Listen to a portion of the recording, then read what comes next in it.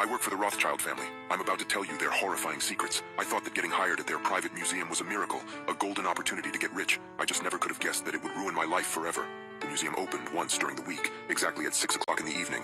No earlier, no later. As I waited by the gates for my first day, I saw hundreds of private jets landing at the nearby airstrip. You always hear rumors about a group of wealthy, evil elites that control the world, but I just didn't believe any of it until now. I got ready, then came tapping down the marble staircase with a spring in my step. Not from excitement, rather, a jumpiness that came from instilled fear. I could only pray that they waited until midnight before asking to see our paranormal relic displays. I could only pray they didn't set the creature loose. The foyer was huge. Towering golden pillars wedged between ivory-flavored marble flooring and a mosaic glass ceiling that let starlight beam through. The wealthy visitors soon marched into the museum. I announced, "The tour will start immediately. There's a coat rack to your left if you need to leave any belongings. I do not recommend venturing off. I must press you all to follow me for the tour. However, it's completely optional." It was as if I read off a script. The route started off like any other. I led the rich brats through the left side of the museum. We walked past the history and war rooms, past the living wall, past the Mariana Trench exhibit. We housed creatures from the bottom of the ocean in there that the public hadn't seen before inside immense pressurized titanium tanks. I liked that exhibit the most, but it wasn't time. Hallways were always hauntingly quiet on opening day. The museum's property outside stretched for miles too, so no cars or people provided any consolation for my lonely mind on long nights such as these.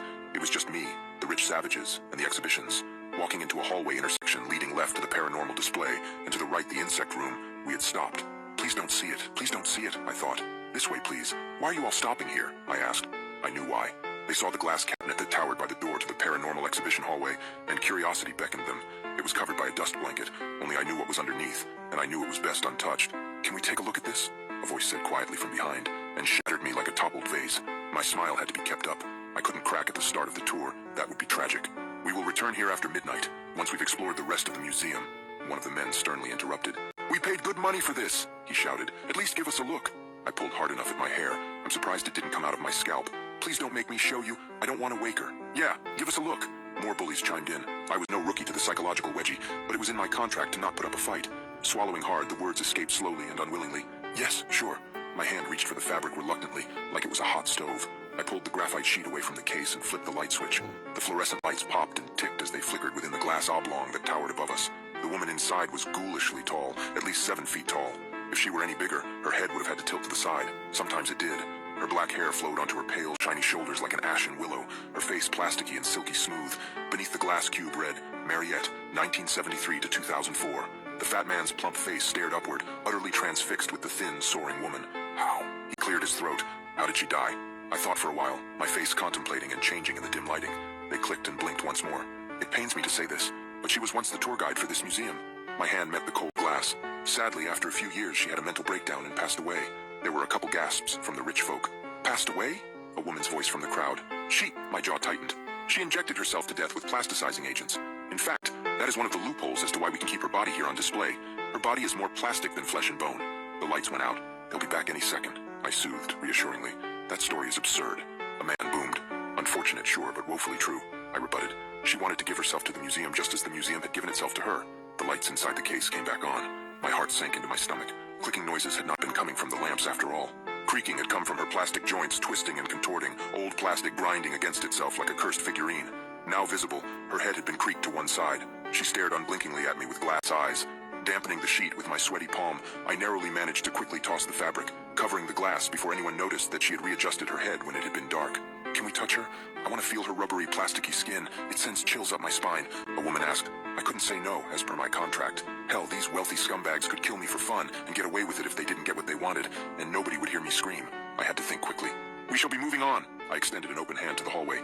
"This way, please." Things were going smoothly for a few hours. I let them hold and handle the child-sized beetles we had imported from Madagascar. They were beautiful and fluorescent like sunlight through crystal. I got so caught up in my presentations, I had almost forgotten about Mariette's snapping plastic head. Mr. Jones, the rich guy dressed for a convenience store, clicked his tongue as he spoke. "Hey, guide." He threw one thumb behind his shoulder, pointing backward. "We're gonna go back this way to have a look at something else." I nodded reluctantly. Shoddy sneakers tapped away at the marble floors as both he and a woman disappeared down the hall.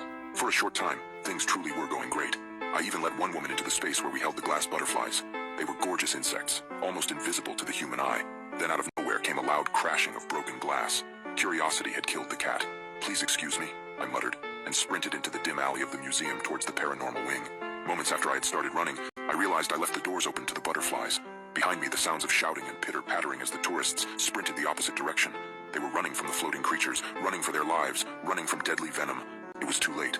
I had to keep going. My heart sank. I already guessed what I was about to find ahead. The evening was no longer going swimmingly. Around the bend, I found one woman crouched against the wall by a window. She was a ball of tears, clasping her head with two hands. "What the hell happened?" I yelled. Her throat was glaringly tight. Her words struggled to escape her. "I didn't do anything, I looked up. Glass lined the ground and edges of the walls like rain had come and left the devil's hail. A few steps away, the graphite dust blanket half covered a gaping sharp hole in the cabinet. Lights flickered from its mouth, mocking me. Glaring at my watch, my stomach knotted. It wasn't midnight yet. It wasn't midnight, and somebody broke Mariette's display, and she was gone. "Come with me," I said, holding out one hand.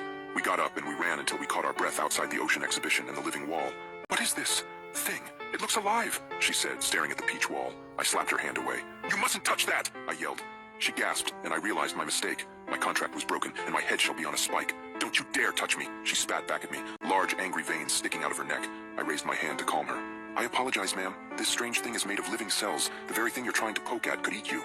Without knowing, I was back on tour guide script, despite the trauma. We stood there a while, both unable to think nor speak. I stared at the wall unblinkingly like watching a hot fire, its flesh molding, changing.